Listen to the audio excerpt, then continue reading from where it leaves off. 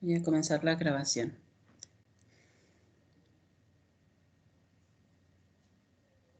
Listo.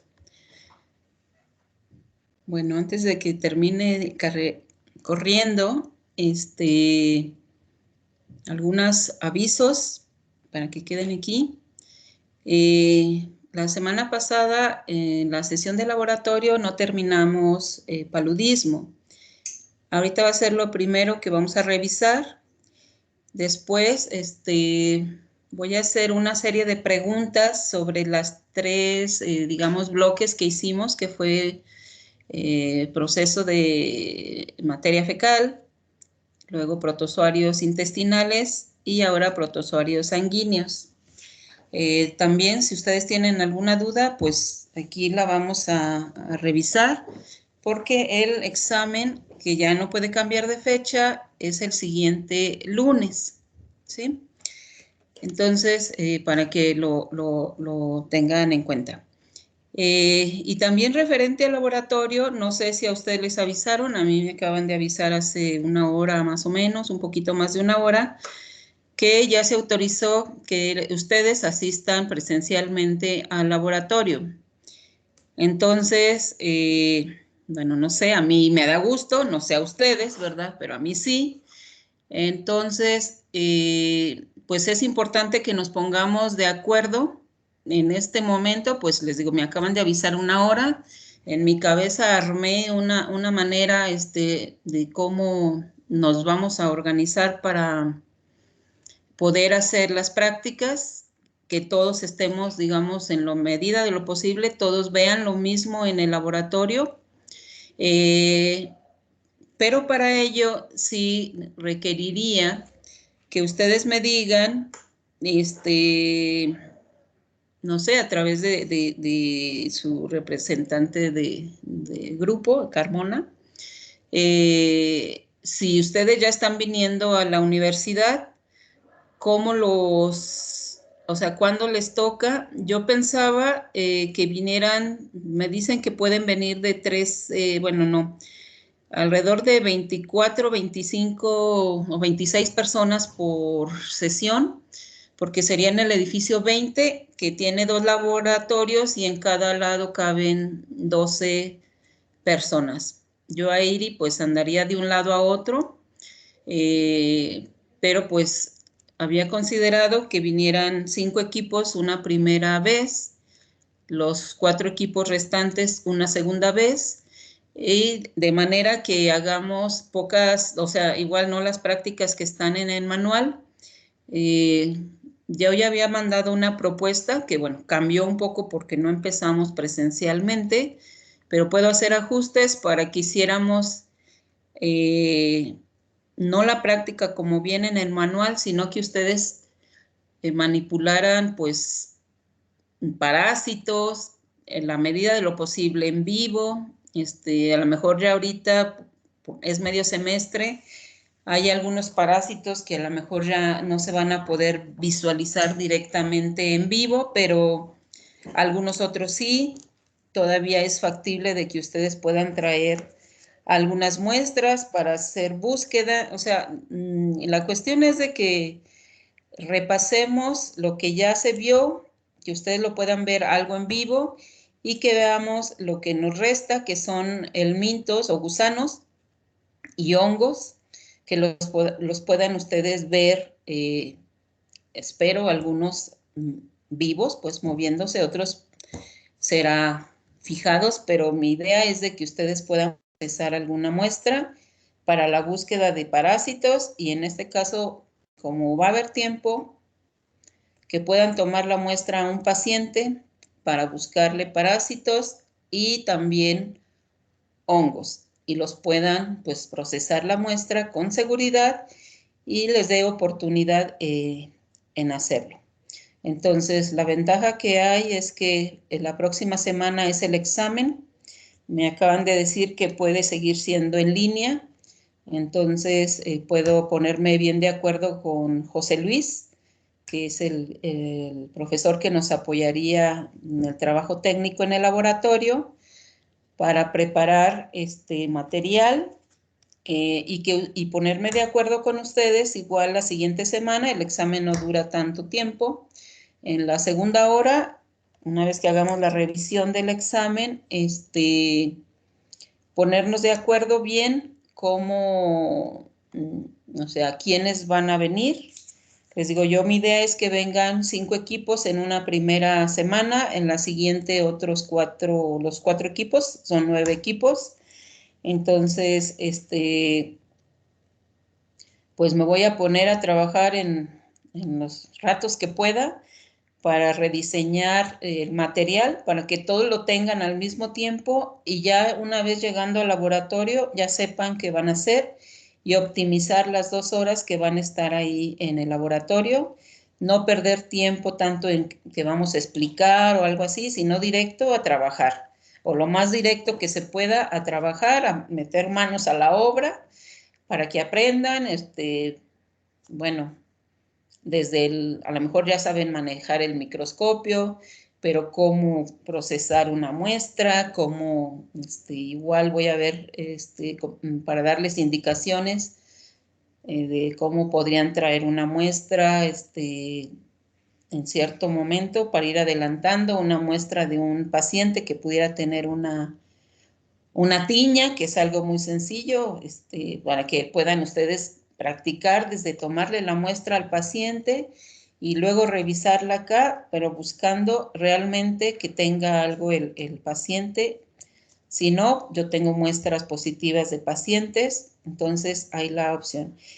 Y bueno, no, ahorita en este momento no les puedo decir con exactitud cómo vamos a trabajar. Les digo, insisto, me acaban de decir hace una hora, un poquito antes de la 1, de que, de hecho, si esta semana ya se podía, pues ya, pero pues ya, tenemos hoy nuestra práctica y la próxima semana pues es el examen. Entonces nos da oportunidad en organizarnos bien, que trabajemos con seguridad, pero sobre todo que ustedes puedan aprender a revisar muestras, digamos, la parte que yo digo, a vivir, el ver a un parásito, no nada más en un frasco, sino que probablemente de una muestra que ustedes traigan, de las que nosotros podamos tener ahí en el laboratorio, quizá ya no siguiendo el orden que estaba planeado, pero la idea es que ustedes terminen el semestre con lo que siempre, bueno, a mí siempre me ha gustado es que por lo menos digan, vi vivo al tripanosoma, vi viva la chinche, vi vivo una amiba, etcétera. O sea, por lo menos eso y que se les quede para el resto de su vida al menos, que se acuerden alguna vez que vieron eso en vivo. Pero bueno, pensando en que en algún momento lo van a buscar en un paciente, ¿verdad? Tampoco es de que así. Entonces, sí me gustaría que me indicaran lo más pronto que pudieran si ya están viniendo algunas materias no sé cómo los dividen. Esto es para que no tengan problema de que, ay, pues es que no, me tengo que ir porque al ratito tengo una clase en línea o es que tenía una clase en línea y no puedo llegar a tiempo a este laboratorio. O sea, no quiero de la medida de lo posible que haya esos problemas. Y bueno, también tengo entendido que los que son de fuera, pues bueno, tienen pues una condición especial, pero pues aquí la idea es de que en la primera parte que venga va a ser la práctica y a la semana siguiente van a hacer lo mismo los otros, ¿sí? Porque pues no, mi idea es no darles estar como proyectando y viendo, es que todos puedan manipular las cosas. Por eso es que estoy tratando de, digo, ahorita organizar rápido algún esquema de cómo hacer para que pueda ser de esa manera. Entonces, si hay alguien que es de fuera y no puede venir, pues bueno, si viene algún día, pues podemos hacer algo para que pueda hacer las cosas. Bueno, nos organizamos, ¿sí? Entonces, antes de empezar el tema, por eso quería darles este aviso. Les digo, bueno, a mí me agrada, a ustedes no sé qué tanto, ¿verdad? Pero, pues bueno, así es, y ya es obligatorio, ¿verdad? De hecho, nos dan un documento a firmar de que nos enteramos y que hacemos partícipes del comunicado a ustedes como estudiantes. No sé si ya de su departamento o de su centro ya les hicieron la notificación de que las materias que apoya el departamento de microbiología, todas, ya es obligatorio asistir a las prácticas, ¿verdad? Entonces, bueno, no sé, antes de continuar, no sé si tienen alguna cosa que yo deba considerar para la planeación, en lo que ustedes me avisan cómo están en otras materias, y la próxima semana pues ya definir quién vendría dentro de 15 días presencialmente y quién vendría dentro de 3 semanas presencialmente. No sé si tienen alguna cosa que es importante, que sea importante que yo deba tomar en cuenta para esto, para organizarnos bien. Hola maestra, ¿qué tal? Igual nada más para comentarle, tenemos un taller de fisiopatología los lunes de 11 a 1 de la tarde. Ajá. Ahí estamos separados por equipos. ¿Y vienen a la universidad? Sí, sí, Sí, sí. ajá. Igual si gusta le mando las listas de los equipos que se presentan. Aquí, bueno, es una distinta organización porque el grupo se dividió en 4 equipos y cada equipo nos dividimos el periodo semestral. Y bueno, de hecho ahorita está yendo el segundo equipo. Posterior de 1 a 2 los lunes tenemos imagenología, pero bueno, es una clase que es grabada, entonces ahí no hay ningún problema. La maestra nos da el video y en el transcurso del día lo podemos ver. Ya bueno, tenemos laboratorio con usted de 2 a 4 y de 4 a 5 tenemos farmacología, que bueno, es una clase que también creo el maestro no habría problema hablando con él. Podría dejar la clase grabada y bueno, pues no habría problema para tener su laboratorio. Sí, pues entonces, bueno, acá la cuestión es de que no podríamos hacer a lo mejor tan así de que, por decir, un mes viniera una parte y otro otra, porque las unidades son muy diferentes. Entonces yo pensaba que en una primera parte, pues viéramos todo lo que, como repasar de lo que ya se va a hacer examen, digámoslo así, algunas cosas, pero involucrarlas en la parte del Mintos, ya sin distingo qué tipo del Mintos sea, ¿verdad? El caso es que ustedes aprendan las metodologías. Y luego en una siguiente parte, pues es lo de artrópodos, y la última parte sería lo de hongos. Entonces yo calculo que 1 mes y medio, 2 meses, pudiéramos hacer todos al menos tres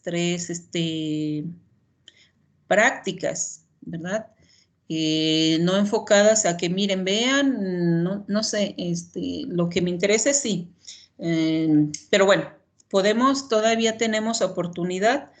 La ventaja es que lo que sigue, creo que no tendríamos problema para acomodarnos. Igual, no sé, que me mandes, Antonio, cómo están organizados, y ver si puedo, pues para que no tengan que andar moviéndose unos y otros, o sea, es lo que menos quiero, porque sí me gustaría que estuvieran pues todos al tiempo, ¿verdad? Al mismo tiempo, porque bueno, como les comento, soy la única que estaría en el laboratorio, bueno, además de José Luis, y pues los laboratorios se dividen ahí, son 2 espacios, entonces tengo que ver que ustedes puedan leer o revisar el material antes de ir a la sesión y luego ya estando en la sesión, una indicación rápida a la parte que esté en el lado A, una indicación rápida a la parte que esté en el lado 2 o B, y ya después cuando estén trabajando, pues voy a andar de un lado a otro. Entonces, pues sí se complica un poquito y pues hay que optimizar el tiempo. Y si ustedes ya tienen una organización de los lunes y puedo hacer algo, pues vamos a intentar, ¿verdad? Vamos a intentar a ver cómo nos queda. Les digo, la ventaja es que faltan 15 días, nada más que sí tengo que ponerme de acuerdo con José Luis para preparar todo y tener todo listo para que en cuanto ustedes lleguen, porque pues hay que dar tiempo a que descontaminen del grupo que está antes y luego después de nosotros sigue otro grupo y se tiene que hacer eso. Entonces, pues las 2 horas no serán las que se van a usar. Es un poco menos para dar esas oportunidades. Sí, entonces, pues podemos ir viendo así. Mientras voy a ver cómo organizo las prácticas, para poderles decir, miren, para tal día, o vayan. Lo que sí es seguro, les voy a pedir que le tomen la muestra a un paciente y la próxima semana, bueno, en 15 días los que vengan, les daré su material y así, para que ya lo tengan listo en casa, y cuando vengan, ya se dé el tiempo, pues ya, sí, bueno, pero igual les voy a dar las indicaciones de cómo lo haríamos. Entonces también tengo que replantear la parte teórica para que no nos desfasemos tanto. Entonces, ¿me mandas por correo esa lista, por favor, Antonio? Sí, claro, doctora, no hay problema. Bueno, de hecho, se la acabo de mandar por WhatsApp, pero si gusta, me pasa su correo. Sí, mejor por correo, porque en WhatsApp me mandan un montón de cosas y luego pierdo ahí. Por favor. Sí, no se preocupe, no se preocupe. Sí. Bueno, entonces cualquier cosa que ustedes consideren que deba tomar en cuenta, igual si hay personas, insisto, que son de fuera y no tuvieran alguna dificultad, pues bueno, tenemos que encontrar una solución, porque insisto, mi idea es de que todos puedan practicar y bueno, ver cómo podríamos hacer con esas personas que probablemente no pudieran estar en todas las sesiones, ¿sí? Bueno, dicho esto, vamos a comenzar. Incluso, bueno, adelantando, es probable que, aunque ya va a terminar esto, vamos a hacer una frotis gota gruesa y vamos a conocer a Trypanosoma cruzi en vivo. No sé si ya está conectado José Luis, para que lo vean en vivo y a todo color en una muestra de sangre. Entonces, aunque ya hayamos pasado eso, pues para que lo conozcan en vivo y puedan reconocerlo si alguna vez observan muestras en banco de sangre o en alguna otra ocasión. Bueno, entonces, pues ya cortamos ahí. Vamos a continuar. Para poder terminar la práctica, me voy a permitir ver el tema de paludismo, que es de teoría, y darle un poco de orden, y cerrar la parte, digamos, de las prácticas, ¿sí? Bueno, aunque ya vimos algunas cosas, quiero ordenarlo y que podamos resolver dudas si quedan estas ahí. Bien. La sesión pasada habíamos revisado ya un poco de esto. Dijimos que la malaria también se conoce como paludismo, fiebre de los pantanos, fiebre palustre y fiebre intermitente. Hay diferentes especies de parásitos que causan esta enfermedad. en humanos y en animales, pero en humanos tenemos 4 especies principales, que es el género, bueno, del género Plasmodium. Las 4 especies son Plasmodium vivax, Plasmodium malariae, Plasmodium falciparum y Plasmodium ovale. Y esta enfermedad es una enfermedad de distribución amplia que es transmitida por vector. Y en este caso el transmisor es un mosquito, un díptero, con un insecto del orden Diptera, del género Anopheles, en donde la hembra es la hematófaga y el periodo de reproducción, esta es más ávida de sangre, y en general machos y en algunos periodos de su vida también las hembras se alimentan de savia de las plantas, pero en realidad Anopheles, la hembra, es la hemoparásita, ¿verdad? Es un ectoparásito, pero además que funciona como un transmisor biológico ciclo reproductivo de Plasmodium. ¿Cuáles son los principales síntomas de la malaria o del paludismo? Dolor de cabeza, fatiga general, ¿sí? Náuseas, vómitos, escalofríos, fiebre y dolores musculares, todos ellos asociados a la infección, ya sea en su fase preeritrocítica o eritrocíticas, que ya la habíamos mencionado un poquito en la sesión pasada. Bueno, la malaria, según la Organización Mundial de la Salud, tiene una amplia distribución, se considera cosmopolita, es como una pandemia, está en todos los países, ¿sí? Aunque en países como los que ven aquí marcados en azul, se considera que no hay una transmisión activa. Y esto es porque no se han encontrado como tal especies transmisoras de Plasmodium humano, ¿sí? De Plasmodios humanos. En cambio, en lo que está en amarillo es una menor frecuencia de paludismo, y en lo que está en naranja u ocre es el mayor foco de paludismo. Pero esto podemos pensarlo, y para que nos quede así, miren, México está totalmente marcado en amarillo. ¿Por qué? Porque hay el transmisor. Sin embargo, los especies de Plasmodium más frecuentes en México es Plasmodium vivax, igual que en estos otros países que están en amarillo. En lo que ven aquí en naranja, o este color más oscuro, es Plasmodium falciparum. En México existen diferentes especies de transmisores, ¿sí? Entonces, el paludismo como tal, como enfermedad, está asociada al transmisor, ¿sí?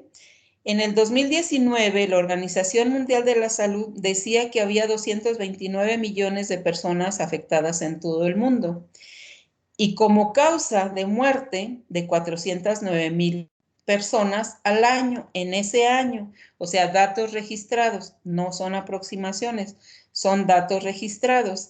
Y dentro de ellos, la mayoría de los casos de muerte están en África, donde los niños menores o de alrededor de 5 años o menores de 5 años son los más afectados. ¿Por qué se dice que son los más afectados? Porque los niños pequeños, pues aún están generando un poco de resistencia al parásito, al Plasmodium, no tanto al transmisor, al parásito, a Plasmodium. Las personas mayores en zonas endémicas pueden haber sido picadas y adquirir el Plasmodium y no presentar necesariamente síntomas, sobre todo si son parasitados por Plasmodium vivax, malariae y ovale, que ovale también es frecuente en África. En América no es tan frecuente ovale, pero en África sí, ¿sí? Entonces, pues los niños, por eso es que se consideran los más susceptibles junto con las mujeres embarazadas, ¿sí?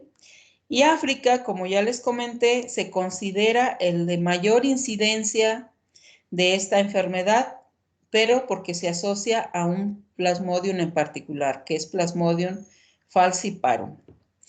Y bueno, les comentaba, aquí México está totalmente en amarillo.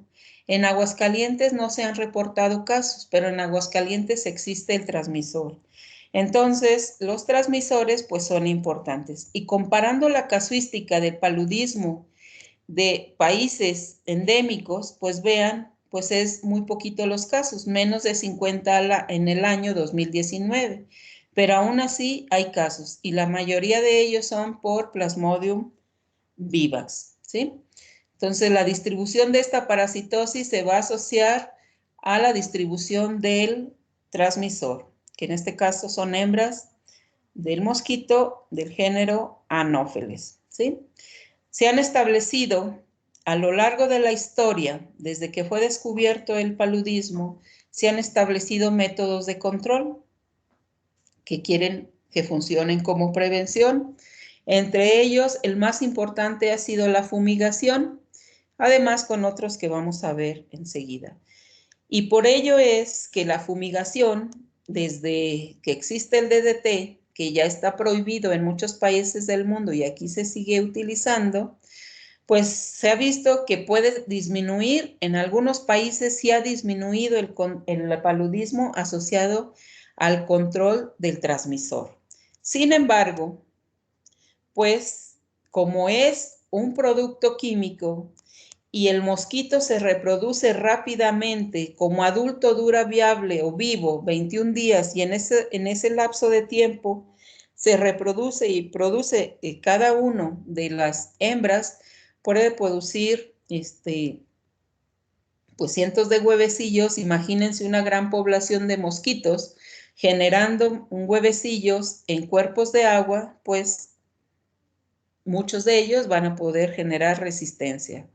Entonces, a la par de que se estudian los casos, la distribución del mosquito, se estudia qué tanta resistencia hay de los insectos a los diferentes insecticidas. Y bueno, México pues no ha establecido hasta el 2019 un programa que vigile la resistencia de los insecticidas a los insecticidas por parte de los mosquitos. En otros países, pues, hay resistencia a diferentes insecticidas.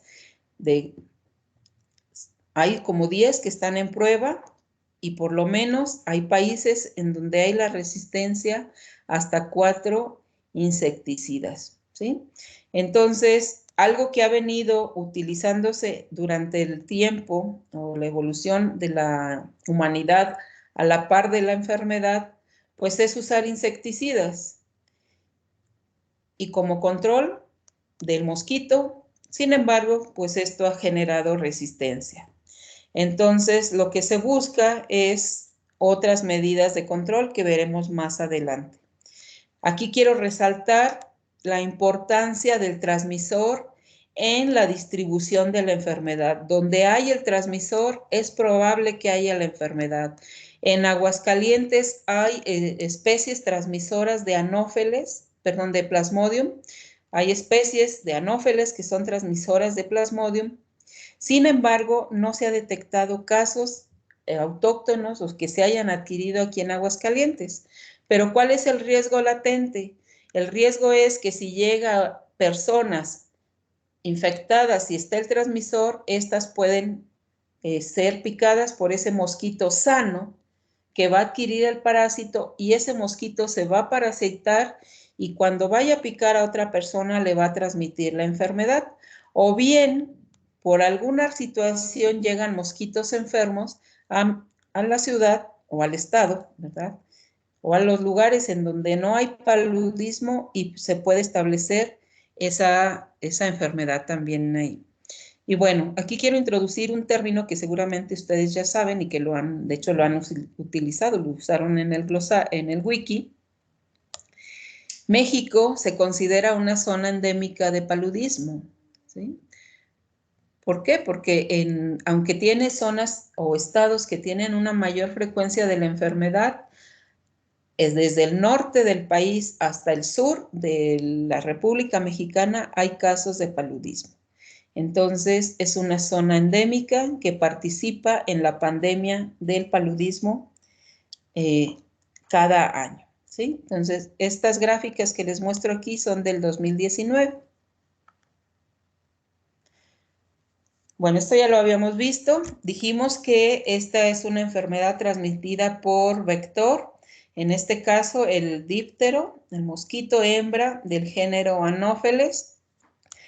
Hay más de 400 especies de Anopheles, 30 de ellas son transmisoras de paludismo, y aquí en México las 3 más frecuentes son Anopheles quadrimaculatus, Pseudopuctipenis y Albimanus.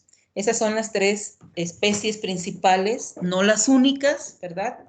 Aquí en México hay algunas, se ha detectado quadrimaculatus, entonces tenemos al transmisor aquí en Aguascalientes.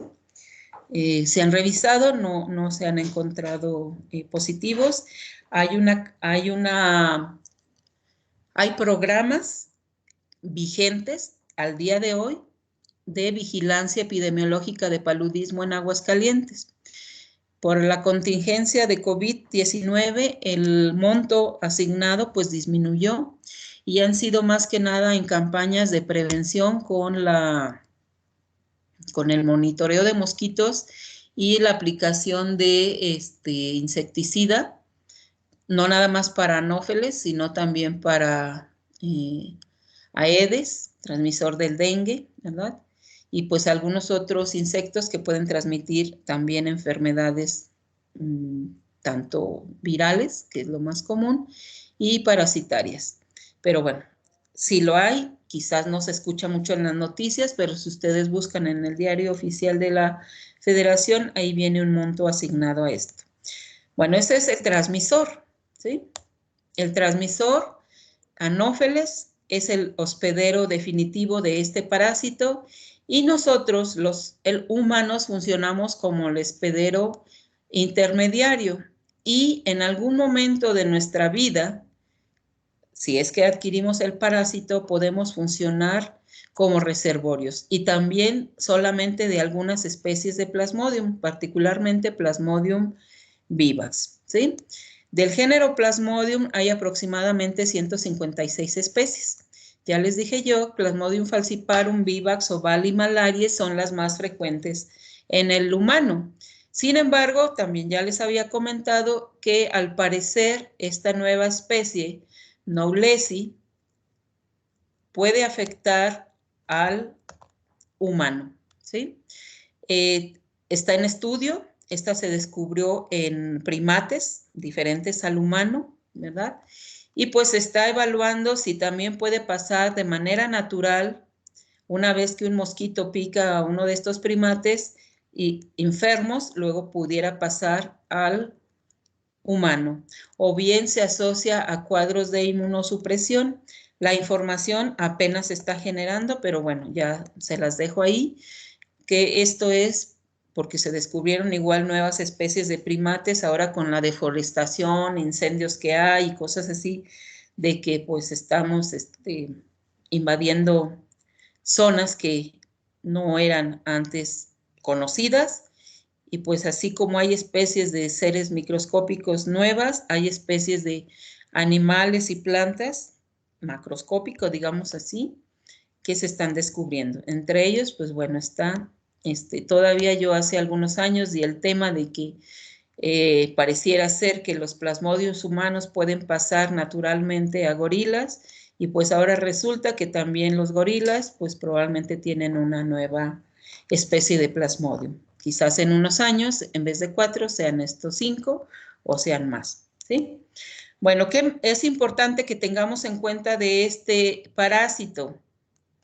Aquí lo que se representa es el ciclo biológico del parásito. Es una coccidia, ciclos biológicos complejos. Ya habíamos también comentado eso.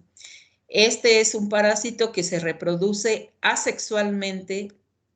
En el caso de su reproducción asexual, va a ser en el humano y la reproducción sexual va a ser en el mosquito. ¿Sí? Recuerden, es su hospedero definitivo y es el hospedero intermediario, el humano, ¿sí? Bueno, ¿qué me interesa que nos quede aquí? Y antes de puntualizar eso para que se les quede y no se les olvide, es que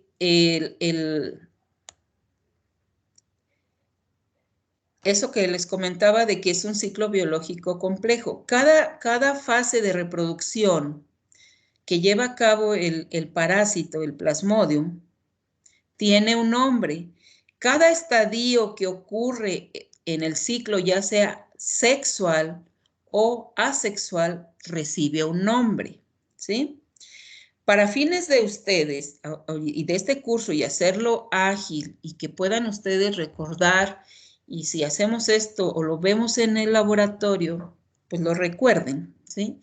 Y si alguna vez les toca ir a alguna campaña o estar, no sé, en alguna comunidad, pues sepan qué hacer, ¿sí? Bueno, dicho eso, voy a partir, aunque ya lo vimos, ya no voy a repetir los videos, ustedes los pueden repasar, ya los vimos la sesión pasada. Voy a empezar aquí del mosquito.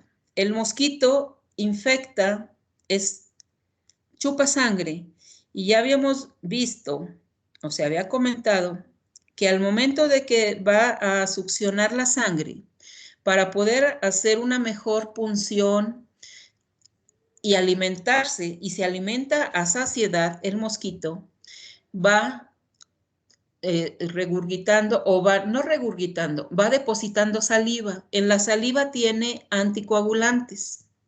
Esos anticoagulantes favorecen que pueda estar succionando sangre. Hay mosquitos que comen tanto que se revientan porque no tienen un sensor, así como nosotros que ya decimos ya sacié y seguimos comiendo, pero podemos detectar que ya llenamos.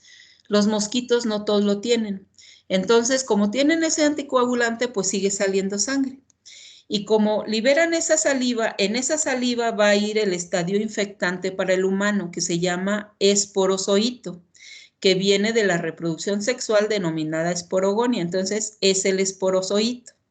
Ese esporozoito, como ya vimos la sesión pasada, va a migrar por la sangre, sí, pero para llegar a un primer órgano blanco, que es al hígado, ¿sí? Y ahí generar un primer ciclo del parásito, que es el ciclo exoeritrocítico o hepático, ¿sí? Y dentro de las células del hígado va a entrar ese esporozoito porque es reconocido, tiene sus PAMs, ¿verdad? Que van a ser reconocidos por los PRRs, o sea, bueno, particulares, y va a entrar en esto, va a incorporarse al interior de las células y ahí va a empezar a reproducirse asexualmente por un proceso que se llama esquizogonia. Pero bueno, más allá de eso, dentro del hepatocito se va a reproducir y va a formar, vean aquí, entra con un núcleo, se divide y aumenta de tamaño. Y ese aumento de tamaño, a ese aumento de tamaño va ligado también la división nuclear. Entonces, esto que ustedes ven aquí con azul y puntitos rojos, o no alcanzo a distinguir de qué color, son núcleos, esos puntitos son núcleos, ¿sí? A todo esto se le llama esquizonte, ¿sí? Antes se llamaba trofozoito, aquí no está representado, que se alimentó y aumentó de tamaño y se dividió el núcleo. Cuando llega a un tamaño determinado, pues, ¿qué ocurre? No solamente el esquizonte se rompe toda la célula, todo el hepatocito. Entonces, cada uno de estos núcleos se rodea de membrana citoplasmática.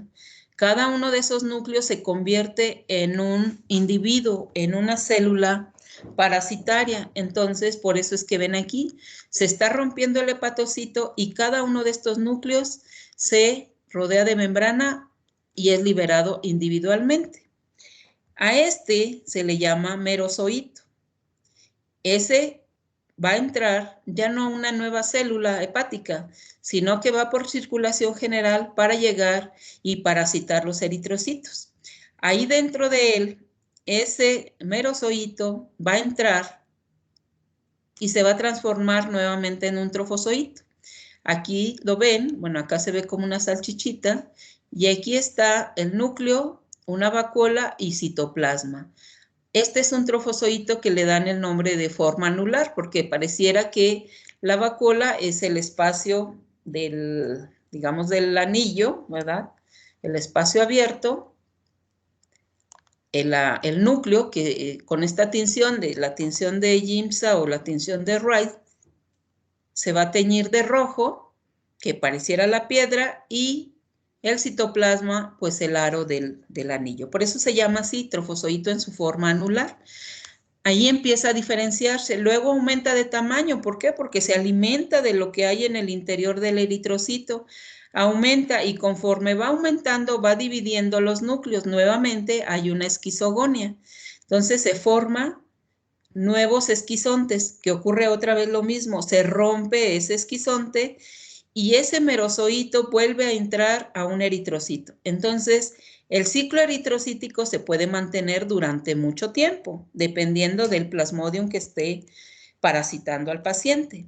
Pero también puede ocurrir que una vez que se transformó en trofozoito, ese trofozoito ya no entre a reproducirse, entre a un proceso de gametogénesis, a transformarse en los gametos inmaduros, ¿verdad? O gametocitos, ya sean masculinos o femeninos. Y estos gametocitos son los que tienen que estar en la sangre cuando llegue nuevamente un insecto sano a chupar sangre, ¿verdad? A succionar sangre de un paciente enfermo. Entonces, dentro del mosquito, el gameto femenino es fecundado por el gameto masculino. Se forma un cigoto, ese cigoto nuevamente, ¿verdad? Se divide por esporogonia y va a dar origen nuevamente a los esporozoitos. Entonces, esta parasitosis en el humano va a tener una fase exoeritrocítica, que es en el hígado o hepática, y una fase eritrocítica en circulación, en eritrocitos, ¿sí? Es un parásito que se considera intracelular. Habíamos visto también que asociado al ciclo eritrocítico, nosotros podíamos determinar la presencia del parásito, porque cuando ocurre esta rotura de los eritrocitos y se liberan los merozoitos tras la fragmentación del esquizonte, es cuando venía una etapa febril, ¿sí? Es cuando ocurre la fiebre. En las 4 especies de Plasmodium humanas, a este proceso de rotura de los eritrocitos y liberación de merozoitos ocurre el periodo febril, ¿sí? Yo les decía que puede haber portadores o reservorios del parásito. Se ha visto ya en varios casos, sobre todo en Plasmodium vivax, que hay algunos hepatocitos que pueden estar parasitados, pero no se rompen, no se liberan los merozoitos. Entonces se mantienen ahí infectados. Y cuando ustedes dan tratamiento al paciente y ya empieza a disminuir sus etapas febriles, les mandan a hacer su detección de antígenos o de anticuerpos o la búsqueda del parásito en la sangre y aparentemente da negativo. Pero tienen recaídas y esas recaídas generalmente se dan por la fase críptica o esa fase que está latente ahí en el hígado, ¿sí? Parásitos en el hígado. Entonces, el tratamiento de esta enfermedad pues no se va a basar en unos pocos meses. Tiene que darse un poco de seguimiento hasta más de un año, sobre todo en Plasmodium falciparum, ¿sí? Bueno, ya veremos eso más adelante. Ya habíamos dicho los síntomas generales, ¿verdad? En los niños puede ser grave porque como se están lisando los eritrocitos, pues da una anemia, no hay tiempo suficiente para que haya una eritropoyesis adecuada y se pueda restablecer el número de eritrocitos, ¿sí? Y además, pues puede haber otro tipo de afectaciones a nivel orgánico, entre ellas, pues no nada más el hígado, pulmonar, cardíaca, cerebral, que pueden ocurrir, ¿sí? Y bueno, en zonas endémicas puede ocurrir, como les decía, las infecciones asintomáticas, porque pueden haber sido picados en una carga parasitaria no tan alta, o bien ya tuvieron la parasitosis, se curaron, y por otro lado, pues mantienen cierta inmunidad. No quiere decir que no les va a volver a dar, puede ser en menor intensidad la parasitosis. Sin embargo, cuando un paciente tiene o si presenta sintomatologías, los síntomas en general pueden tener un periodo o la parasitosis, un periodo de incubación de 10 a 15 días, en los cuales, pues, el parásito está en su fase hepática y después ya vienen los síntomas en la fase eritrocítica. Entonces, en estos primeros días, el parásito se está reproduciendo en el hígado. Viene la rotura de la fase de los hepatocitos y viene la fase eritrocítica. Entonces, en esta fase aguda, pues los síntomas van a ser fiebre, dolor de cabeza, lo que ya habíamos dicho. En general, porque se intensifica la fase eritrocítica. Si a un paciente que tiene Plasmodium o un paludismo por Plasmodium falciparum no se le hace una detección rápida una vez que presenta síntomas, puede fallecer, ¿sí? ¿Por qué? Porque, bueno, recordemos, esto también ya lo habíamos visto, lo voy a decir otra vez rápidamente. Tenemos 3 tipos de periodos febriles o fiebres asociadas a paludismo, la terciana benigna, maligna y la cuartana. Y retomando aquí ya habíamos mencionado también que cuando aumenta la temperatura es cuando se liberan o se lisan los eritrocitos y empieza la nueva infección de otros eritrocitos. Pero en el caso de Plasmodium vivax, ese periodo febril baja, o esa temperatura que puede llegar hasta 40 grados centígrados, baja y vuelve a subir. En el caso de paludismo por Plasmodium falciparum, la temperatura se mantiene alta y pues imagínense un paciente que tiene temperaturas de 30 a 40 grados centígrados durante varios días, pues no nada más el hecho de que esté teniendo lisis de eritrocitos, sino pues la misma fiebre puede causar otro tipo de complicaciones a nivel cerebral, ¿verdad? Además de delirio, pues fallas de otra índole. Bueno, hay un periodo en el que baja la temperatura. Esto es porque el trofozoito que entró después de que se liberó de este eritrocito que se rompió, viaja durante un tiempo en la sangre, pero la esquizogonia ocurre en los vasos capilares que irrigan órganos, entre ellos el cerebro, ¿sí? Y aparentemente, pues eso no afecta la temperatura. Digo aparentemente, porque imagínense si se llegan a romper eritrocitos en esos vasos, pues se hace depósitos y esos depósitos pues es de hemoglobina metabolizada, de todo lo que hay en el interior del eritrocito, propio del eritrocito tras su muerte y propio de lo que ha metabolizado el parásito, entonces la complicación es más severa, ¿sí? Y en el caso de los Plasmodium malariae es cuartana. Y aquí aprovechando, retomando un poquito de lo que vimos la sesión pasada, y creo que ya se los había preguntado, ¿alguno de ustedes me puede decir, o más bien, a ver, Daniel, ¿está Daniel? Daniel Báñez López.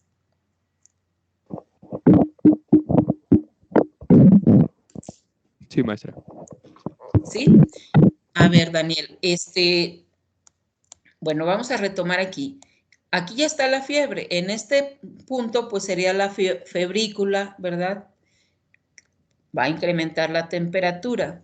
Si usted solicitara que le hicieran una toma de muestra a su paciente para hacer el diagnóstico de paludismo, ¿qué recomendaciones le daría al paciente o a la persona del laboratorio? ¿Qué indicaciones le daría? ¿Cuándo debe tomar la muestra para hacer un frotis y una gota gruesa, así como tal, frotis y gota gruesa.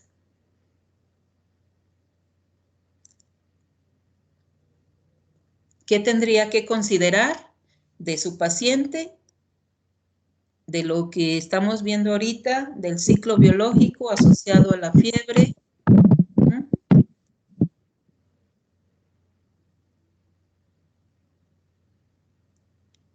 Quiere hacer la búsqueda de Plasmodium en frotis y gota gruesa. Así tal cual, frotis y gota gruesa. Así como médico, ¿usted qué datos sería importante tener para mandar a su paciente al laboratorio o decirle al del laboratorio, oye, pues toma en consideración esto?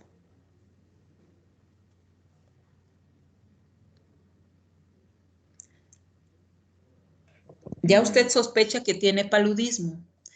Sospecha porque tiene fiebre, probablemente porque viajó a una zona endémica, ¿verdad? Tiene malestar, igual dependiendo de cómo esté, a lo mejor ya presenta algún cambio de color, Pues piel. la temperatura, ¿no? Ajá, la temperatura nada más en función. Sí, la temperatura porque ahí ya se rompió el quiste, entonces se liberan los merozoitos, perdón, Ajá, sí. y ya se pueden detectar. ¿Qué le preguntaría usted al paciente cuando va con usted y le dice, es que me da fiebre? Si en algún momento específico del día, ¿no? A un momento específico del día y cada cuándo, ¿verdad? Ajá. Que es lo que Sí. normalmente preguntan. Ajá. Bueno, qué bueno que mencionó el momento del día. Normalmente en estas dos, Plasmodium vivax y Plasmodium falciparum, la fiebre es nocturna, ¿sí? O sea, aumenta durante la noche. Entonces, pues es muy difícil que vaya a ir al paciente, a lo mejor en la noche, a que le tomen la muestra. Pero si usted también le preguntó cada cuándo, pues puede ser que todavía cuando está la bajada de la temperatura o previa o a una hora durante el día, pueda tomarse la muestra. Entonces, exactamente, cada cuándo y a qué hora del día, eso es importante. También porque hay algo que, bueno, no vamos a ver en este momento, a lo mejor lo recordamos cuando veamos artrópodos. No todas las especies de mosquitos pican durante la noche. Tenemos esa idea, pero no es así. Algunos tienen hábitos diurnos, ¿sí? De hecho, transmiten ciertas enfermedades, por eso, porque el parásito el que transmiten, tiene su ciclo acoplado a los hábitos de alimentación del mosquito. Pero sí es muy importante también lo que acaba de decir su compañero Daniel, efectivamente. ¿En qué hora y cada cuándo? ¿Sí? ¿Por qué? Porque en ese tiempo, por lo menos de Plasmodium vivax, en todo el tiempo vamos a encontrar eritrocitos en la sangre, eritrocitos parasitados en la sangre. Pero en el caso de Plasmodium falciparum, pues no. Lo que vamos a encontrar son eritrocitos parasitados con trofozoitos y a lo mejor con gametocitos, porque es lo que se tiene que llegar el parásito. Pero todos los demás estadios difícilmente los vamos a encontrar en sangre venosa o en circulación general. Entonces, el diagnóstico, si yo lo quiero basar en una toma de sangre, pues sí vas para detectar al parásito de manera directa, pues sí tiene que ver eso que nos acaba de decir muy bien su compañero Daniel, ¿sí? Entonces, la fiebre también nos puede ayudar a saber en qué momento hacer determinados estudios, ¿sí? Bueno, vamos a entrar entonces al diagnóstico.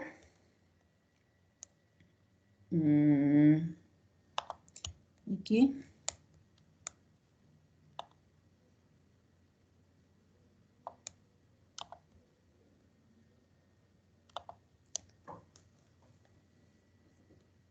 Bueno, entonces, ya dijimos, ¿verdad? En cuanto al ciclo, aquí estoy poniéndoles esta fase, que es la fase más común que van a observar en la sangre en todas las 4 especies de Plasmodium, que es el trofozoito. Este es un trofozoito inmaduro, que es la fase anular. Aquí está el núcleo, ¿verdad? La vacuola y el citoplasma. Y todo lo que pueden ver, estas coloraciones, pueden ser derivados, ya sea del proceso de la hemoglobina por parte del parásito, o bien, ya porque el eritrocito pues está también entrando en muerte, ¿sí? Entonces, dependiendo de la coloración y del tamaño de los gránulos, uno puede saber qué especie de Plasmodium es. Ahorita con que recuerden que es el trofozoito, ¿sí? Bueno, aquí nada más retomar, ¿verdad? Algunos, esto fue del 2014, es más atrás de la fecha que les puse. Algunos focos importantes de paludismo, ¿sí? Y bueno, ya no lo puse allá porque se los iba a decir aquí.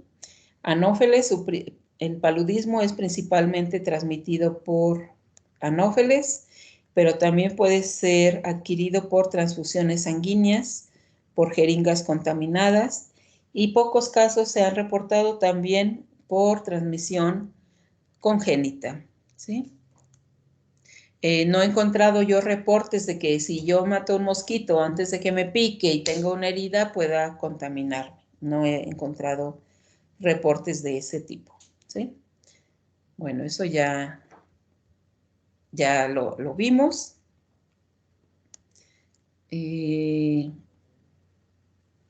Aquí nada más les pongo relacionado a la pregunta que nos acaba de contestar su compañero Daniel, ¿verdad?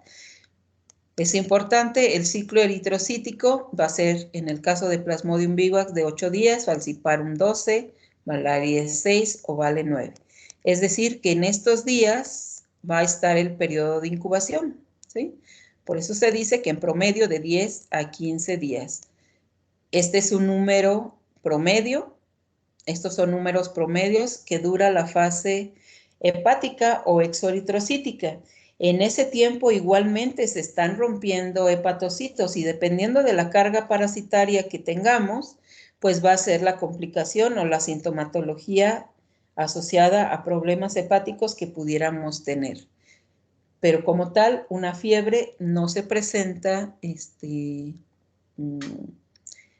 no hay pues esos paroxismos, no hay cada 3 días, sino hasta que está en la fase eritrocítica, ¿sí? Entonces, de 44 a 48 horas, estos son los periodos, ¿verdad? Recordemos la cuartana, ¿sí? Y pues Plasmodium ovale, que no es frecuente aquí en México. De hecho, creo que hace mucho tiempo vi un caso reportado, pero no fue adquirido aquí en México. Bueno, eso ya lo mencionamos, ¿sí? Entonces, para esta parasitosis, el frotis y la gota gruesa hoy por hoy sigue siendo un método útil. Si se hace en el periodo del paroxismo o de la fiebre, considerando el tiempo o sea, lo que nos acaba de decir su compañero, en qué hora del día y además cada cuándo, pues se puede hacer. También para campañas epidemiológicas ha sido muy importante el monitorear a las personas con una punción capilar en un dedo o en un lóbulo de la oreja, porque aun cuando no haya fiebre podemos encontrar trofozoitos en la sangre de cualquiera de los parásitos. Sin embargo, pues la carga, cuando ya se reproduce, que hay esquizontes y merozoitos liberándose, pues es mejor. Pero aún así podríamos encontrar trofozoitos en su forma joven o anular, o trofozoitos maduros ya cuando están grandes. Ahorita vamos a ver unas imágenes. Entonces, aquí ya no voy a mencionar cómo se hace el frotis y la gota gruesa, ya lo vimos. Si hay alguna duda, ahorita terminando las revisamos, ¿sí? Entonces, ¿qué buscaríamos en el frotis? En el frotis dijimos que vamos a ver las alteraciones que hay a nivel celular, la posición celular de la célula hospedera, la posición que guarda el parásito en la célula. Podemos identificar los estadios, como ven aquí le puse una F para el frotis y una GG para gota gruesa. Entonces aquí podemos ver, este es de Plasmodium falciparum, tiene 2 núcleos, el trofozoito en su forma anular, se considera muy rico, ¿verdad? Hasta 2 piedras ahí. Y bueno, va madurando. Entonces son los trofozoitos jóvenes, un trofozoito maduro, ya está totalmente alimentado y empieza a dividir sus núcleos. Entonces el esquizonte empieza a dividir activamente los núcleos, ¿sí? Se rompen y se pueden liberar.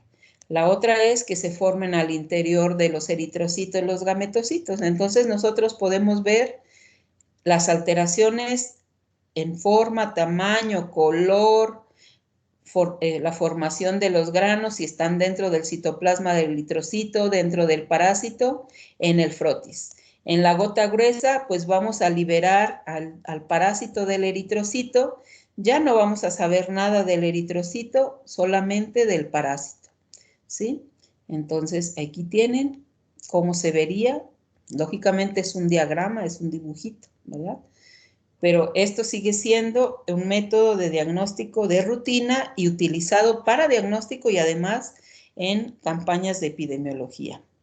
También actualmente existen pruebas rápidas para el diagnóstico de esta enfermedad, así como de Chagas, vimos, y otras parasitosis, ¿sí? En donde está su control, que debe salir positivo con el suero del paciente. Y en este caso, pues, bueno, aquí ya lo sabía, los voy a volver a pasar. Creo que este sí es para Plasmodium. A ver si no tiene comerciales. Mientras, dejen hago una pasadita por aquí porque... Este video se ha diseñado para entrenar a los trabajadores de la salud y suministrarles información práctica sobre el uso seguro y acertado de la prueba de diagnóstico rápido para malaria que se abrevia PDR. Las pruebas de diagnóstico rápido de malaria detectan antígenos parasitarios en muestras de sangre humana. La prueba rápida es un examen de un solo paso, simple, rápido y exacto. Las pruebas rápidas están diseñadas para detectar antígenos mediante anticuerpos a través de una reacción que genera una banda de color y detectan proteína rica en histidina HRP2, específica de Plasmodium falciparum. Algunas marcas comerciales de PDR basadas en este principio son ICT Now, CureStart, Parasite y SD Bioline. Lactato de deshidrogenasa del Plasmodium, PLDH, específica para los diferentes tipos de Plasmodium. La muestra requerida para ejecutar la prueba rápida para la malaria es de 5 microlitros. Para la lectura del resultado de la prueba se esperan entre 15 y 30 minutos, dependiendo del tiempo determinado por el fabricante. Las condiciones de almacenamiento incluyen temperaturas entre 1 grado y 40 grados centígrados y una vida útil de 2 años. Las pruebas rápidas de diagnóstico para malaria son fáciles de usar. Actualmente en Venezuela circulan estas dos pruebas. Los materiales incluidos dentro del kit son cassette de prueba, diluyente, toalla con alcohol, lanceta y pipeta invertida para recolección de muestra. Estos materiales se deben preparar antes de empezar la prueba. Dispositivo de sin abrir.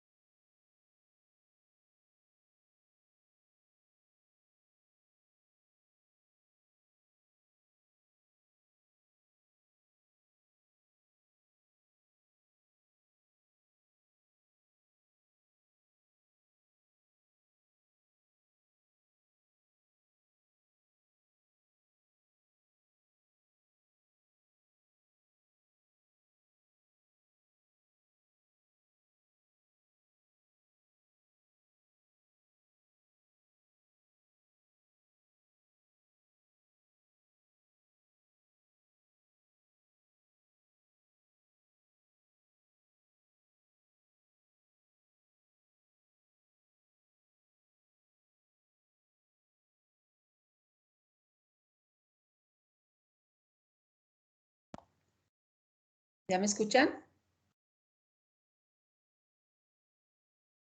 Sí, maestra. A ver, nada más déjenme ver.